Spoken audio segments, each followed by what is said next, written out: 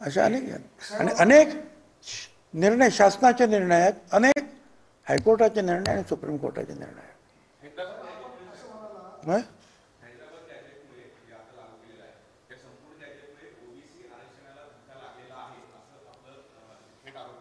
आताचा जो शासन निर्णय काढलेला आहे, पूर्वीचा एक काढलेला होता की शिंदे समितीने ज्या तिकडे जाऊन त्या नोंदी तपासाव्यात, तो मान्य केला मंत्रिमंडळामध्ये आणि त्याप्रमाणे त्यांचं काम झालं. मी तुम्हाला सांगितलं किती मिळाले ते त्यांना. 2 लाखापेक्षा जास्त कुणबी त्यांनी दिले. म्हणजे काम संपलं. त्यांना वारंवार काम संपेपर्यंत आपण मुदतवाढ दिली आणि लाखो कागदपत्र त्यांनी गोळा केलेली आहेत, लाखो. पण हा दुसरा जो आहे त्याच्यावर कडी करणारा असं हा निर्णय आहे. म्हणजे ते सगळं बाजूला सोडून हा निर्णय घेतला. मग हे करायचं होतं तर शिंदे समितीचं कामच नव्हतं. मग हे डायरेक्टच केलं ना, सगळ्यांनाच करून टाकायचं आहे.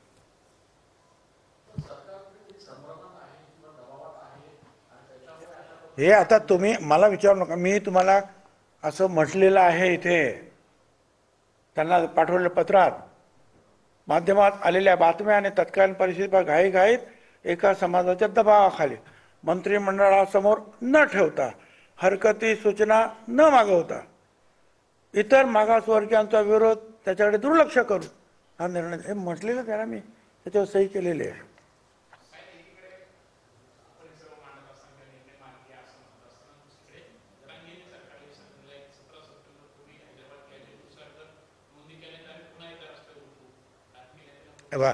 आता लोकशाही आहे, रस्त्यावर कुणी उतरू शकतो का, आणि बाकीचे काही उतरू शकत नाही असं काही का, रस्त्यावर काही अशी बंदी तर नाही आहे की ओबीसीने उतरू नये. आता उतरलेच आहे ना ठिकठिकाणी, फक्त ते ग्राम पातळीवर, जिल्हा पातळीवर चालू आहे. ते सुद्धा एकत्रित येऊन मोठा लढा उभा करू शकतात ना. मोठी संख्या, एकूण जर संख्या आता बघितली, जर गाव खूप, तुम्हीच लोक छापतात त्यांचे फोटो, ते बघा ना किती आहेत ते. आणि मग ज्या वेळेला यायचं ठरवलं ते सुद्धा येऊ शकतील.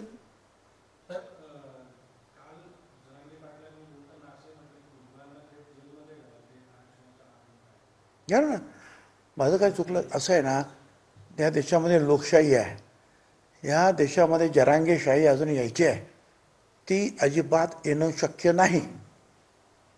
बाकीच्या राज्यांमध्ये, देशांमध्ये आजूबाजूला गडबड होते आहे, परंतु बाबासाहेब आंबेडकरांचं संविधान एवढं मजबूत आहे की त्यांनी आपल्या अनेक राज्यांना, अनेक भाषांना, अनेक जातींना, अनेक धर्मांना एकत्रित बांधून ठेवून ही लोकशाही जी आहे आतापर्यंत जपलेली आहे.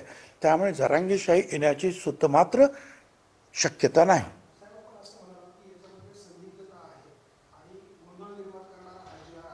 अन्याय करणार आहे, ओबीसी समाजावर अन्याय करणार आहे. आता ज्यांनी केली ती जी समिती वगैरे केलेली होती त्यांनी, काल आम्ही त्यांना विचारलं, म्हणजे मी विचारण्यापेक्षा काल बावनकुळेनेच विचारलं मिटिंगमध्ये, त्याची सेक्रेटरी होते डिपार्टमेंटचे, आणि त्यांना की तुम्ही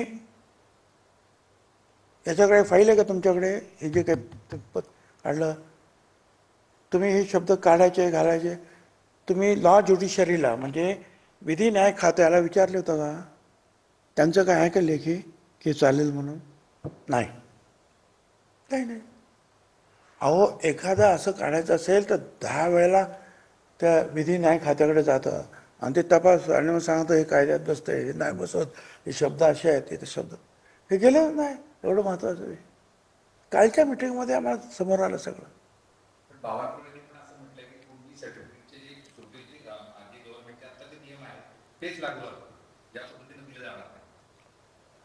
बरोबर आहे, माननीय मुख्यमंत्री सुद्धा तेच म्हणतात, हे पण तेच म्हणतात, पण जरांगे काय म्हणतो, आणि त्यापेक्षाही हे पत्रक काय म्हणत आहे, शेवटी नियमात आणि कायद्यात तुम्ही जे काही निर्णय काढले त्याच्या शब्दाचा केस काढला जातो.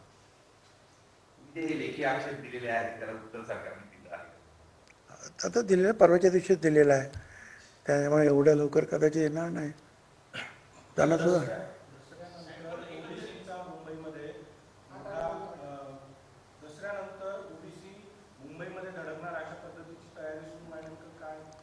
हे बघा, मराठा समाज एक समाज आहे ना, तरी त्याच्यामध्ये जरांगे एक बोलतो, ते सराटे आणखीन काय बोलतात, ते दुसरं, त्यांच्यात पण मतभेद आहेत ना, समाज एक आहे.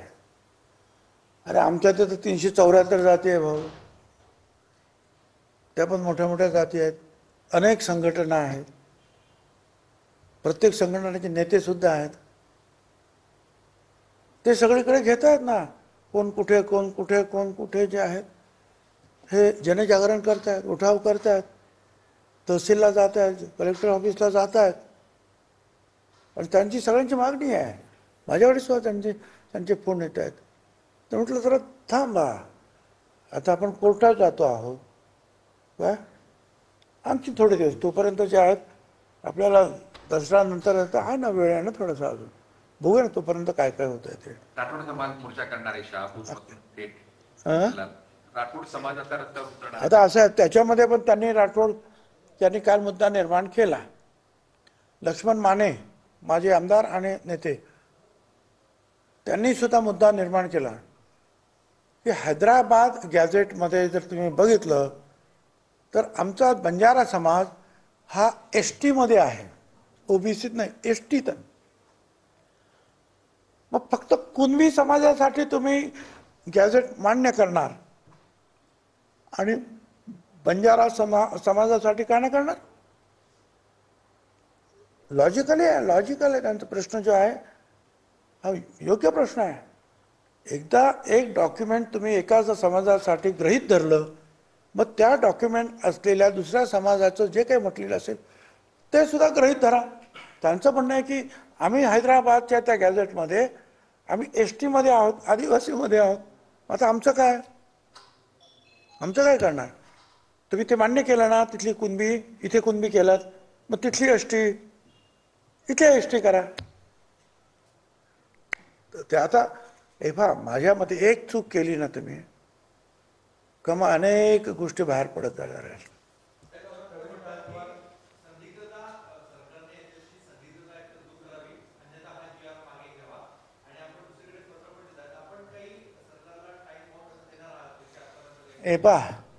सरकारला याचं महत्त्व कळतं. राज्यामध्ये 3 ठिकठिकाणी जे आहेत मोर्चे निघत आहेत, तहसीलला कलेक्टरला ते देत आहेत, मीडियामध्ये येत आहे, गांभीर्याची त्यांना जाणीव आहे. पण त्यांना सुद्धा आता अभ्यास करायला लागेल ना की मग काय त्याने लिहिलं त्या समितीने.